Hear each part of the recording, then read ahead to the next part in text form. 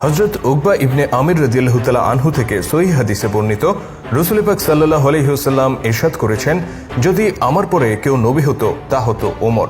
ইসলামে হযরত ওমর রাদিয়াল্লাহু তাআলা আনহুর অবস্থান কতটা সম্মানজনক জায়গায় তা রাসূল পাক সাল্লাল্লাহু আলাইহি সাল্লামের এই বক্তব্য থেকে ধারণা করা যায়। তিনি ছিলেন ইসলামের মহান চার খলিফার একজন।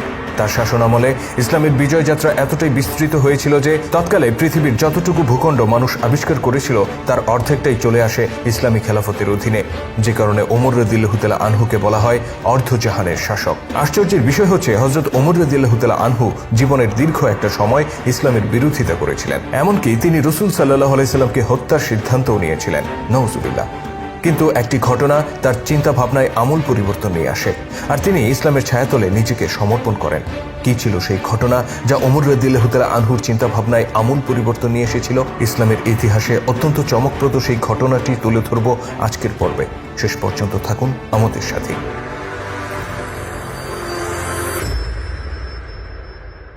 মক্কায় আল্লাহ নবী হযরত মুহাম্মদ সাল্লাল্লাহু আলাইহি সাল্লাম যখন ইসলাম প্রচার শুরু করেন তখন হাতে গোনা কিছু মানুষ তার উপর ঈমান আনে। অধিকাংশ কুরাইশরাই রাসূলের বিরোধিতা করে আর তার সাহাবীদের উপর নির্যাতন করতে থাকে।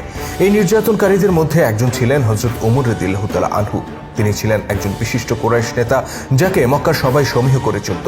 কুরাইশ নেতাদের মধ্যে তিনি ছিলেন বয়সে সবচেয়ে ছোট, তবে বয়স কম হলেও ওমর ছিলেন অত্যন্ত বিচক্ষণ, উত্তম পরামর্শদাতা, ব্যক্তিত্ব বোধ সম্পন্ন মানুষ আর সুবক্তা, যে কারণে তার সমবয়সী বন্ধুরা যখন আড্ডা দিয়ে বেড়াতো তখন ওমর রাদিয়াল্লাহু তাআলা আনহু মক্কার জ্যেষ্ঠ নেতাদের সাথে পরামর্শ সভায় অংশগ্রহণ করতেন। কুরাইশদের এমনই এক পরামর্শ সভায় সিদ্ধান্ত হয় যারা পূর্বপুরুষের ধর্ম ত্যাগ করে নতুন ধর্ম ইসলাম গ্রহণ করেছে তাদেরকে কঠিন শাস্তি দেওয়া হবে। অতঃপর ইসলাম ধর্মে দীক্ষিত গুটি কয়েক মানুষের উপর নেমে আসে ভয়াবহ নির্যাতন। দিন যত যাচ্ছিল নির্যাতনের মাত্রাও তত বাড়ছিল। একসময় তার সহ্যের সীমা ছাড়িয়ে যায়। পরিস্থিতি যখন চরম আকার ধারণ করে তখন আল্লাহ নবী নিজেকে অসহায় অনুভব করেন, কেননা এই নির্যাতন থেকে সাহাবীদেরকে রক্ষা করার মতো প্রভাবশালী কেউ তার পাশে ছিলেন না। অতঃপর তিনি দুই হাত তুলে আল্লাহর দরবারে ফরিয়াদ করে বলেন, হে দয়াময় আল্লাহ, ওমর ইবনে খাত্তাব অথবা আবু জাহেল এই দুইজনের মধ্যে তুমি যাকে অধিক পছন্দ করো তাকে ইসলামের ছায়াতলে নিয়ে আসো আর তাকে দিয়ে ইসলামের শক্তি বাড়িয়ে দাও। আল্লাহর দরবারে তার নবীর এই ফরিয়াদের কিছুদিন পরের ঘটনা। এত নির্যাতন করেও যখন ইসলামের প্রচার বন্ধ করা যাচ্ছিল না তখন ওমর ইবনে খাত্তাব এক দুঃসাহসী সিদ্ধান্ত নেন। তিনি আল্লাহর নবীকে হত্যা করার উদ্দেশ্যে তরবারি নিয়ে ঘর থেকে বের হন। তার অভিযোগ ছিল মুহাম্মদ সাল্লাল্লাহু আলাইহি সাল্লামের কারণে কুরাইশদের মধ্যে বিভক্তি দেখা দিয়েছে আর তারা নিজেদের মধ্যে মারামারি করে নিঃশেষ হয়ে যাচ্ছে। এই অবস্থায় মুহাম্মদ সাল্লাল্লাহু আলাইহি সাল্লামকে হত্যা না করলে কুরাইশরা ধ্বংস হয়ে যাবে, নাউজুবিল্লাহ। এমন ভাবনা থেকে ওমর ইবনুল খাত্তাব একাই আল্লাহ নবীকে হত্যার উদ্দেশ্যে রওনা হয়ে যান। কিন্তু গন্তব্যে পৌঁছানোর আগেই তার সাক্ষাৎ হয় নাঈম ইবনে আব্দুল্লাহর সাথে। হন্তদন্ত হয়ে ওমরের যাত্রার কারণ জানতে চাইলে ওমর তাকে জানান তিনি মুহাম্মদ সাল্লাল্লাহু আলাইহি সাল্লামকে হত্যা করতে যাচ্ছেন। এই কথা শুনে নাঈম তাকে কটাক্ষ করে বলে, ওহে ওমর, আগে তো নিজের ঘর সামলাও। আমি শুনেছি তোমার বোন আর ভগ্নিপতি তারা দুজনেই ইসলাম গ্রহণ করেছে। তার এই কথা শুনে ওমর যেন রাগে ফেটে পড়লেন। তিনি তৎক্ষণাৎ ছুটে গেলেন নিজের বোন ফাতেমার ঘরে। ওমর রাদিয়াল্লাহু তাআলা আনহু যখন সেখানে পৌঁছান বোন ফাতেমা বিনতে খাত্তাব ও ভগ্নিপতি সঈদ রাদিয়াল্লাহু তাআলা আনহুর ঘরে তখন অবস্থান করছিলেন খাব্বাব রাদিয়াল্লাহু তাআলা আনহু, যিনি তাদেরকে কোরআনের আয়াত পাঠ করে শোনাচ্ছিলেন। ওমরের উপস্থিতি টের পেয়ে খাব্বাব দ্রুত লুকিয়ে পড়েন। ওমর রাদিয়াল্লাহু তাআলা আনহু ঘরে প্রবেশ করেই তার বোন ও ভগ্নিপতির কাছে জানতে চান, আমি যেটা শুনতে পেলাম তা সত্য কিনা? তোমরা কি পূর্বপুরুষের ধর্ম ত্যাগ করেছ? এই প্রশ্নের উত্তরে ফাতিমা ও সঈদ রাদিয়াল্লাহু তাআলা আনহা দুজনেই চুপ করে রইলেন। উত্তর না পেয়ে অগ্নিশর্মা ওমর ভগ্নিপতি সাঈদকে মারধর করতে শুরু করেন। ফাতিমা বিনতে খাত্তাব স্বামীকে বাঁচাতে এগিয়ে এলে ওমর রাদিয়াল্লাহু তাআলা আনহু তার গায়েও আঘাত করেন। তারা দুজনেই ওমরের আঘাতে বেশ আহত হন। অতঃপর ফাতিমা রাদিয়াল্লাহু তাআলা আনহা বলেন, তুমি যা শুনেছ তা অবশ্যই সত্য।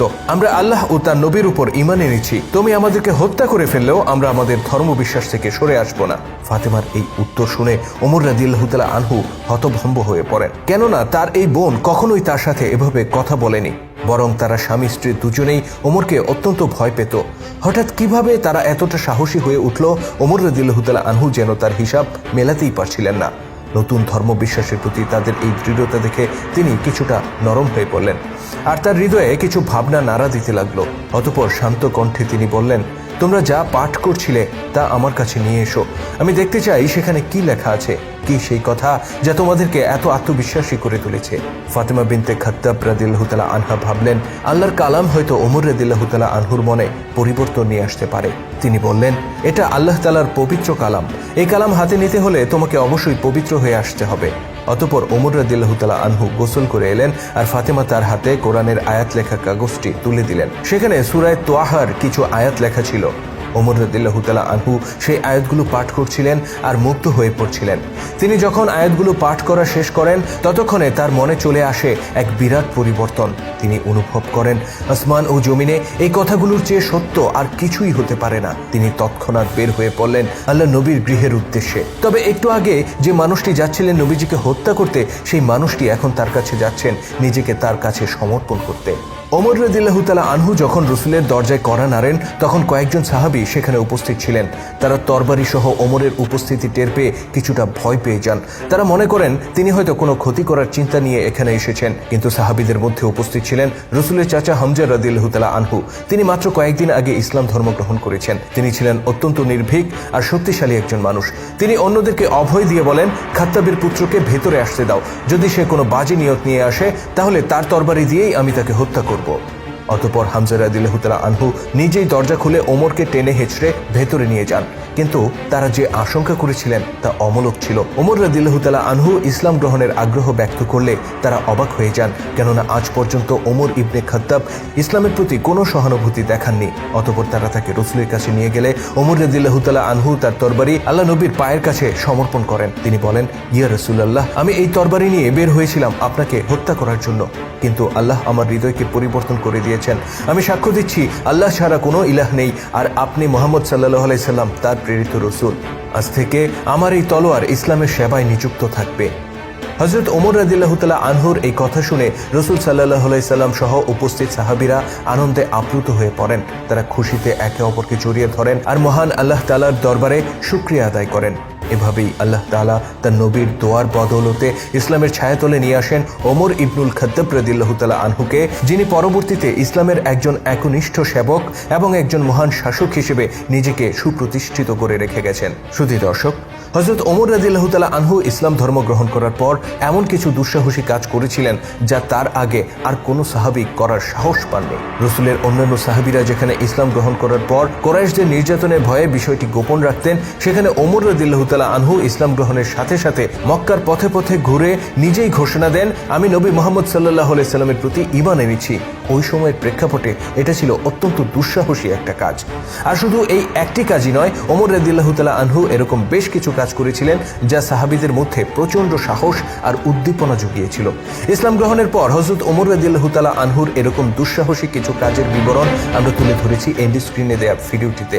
বিস্তারিত জানতে ক্লিক করুন এন্ড স্ক্রিনে অথবা ডেসক্রিপশনে দেওয়া লিঙ্কে। নিয়মিত আপডেট পেতে সাবস্ক্রাইব করুন আমাদের চ্যানেলে এবং ক্লিক করুন পাশে থাকা বেল আইকনে। আর আজকের পর্বটি কেমন ছিল কমেন্ট করে জানাতে ভুলবেন না। যদি ভালো লেগে থাকে তাহলে অবশ্যই লাইক ও শেয়ার করে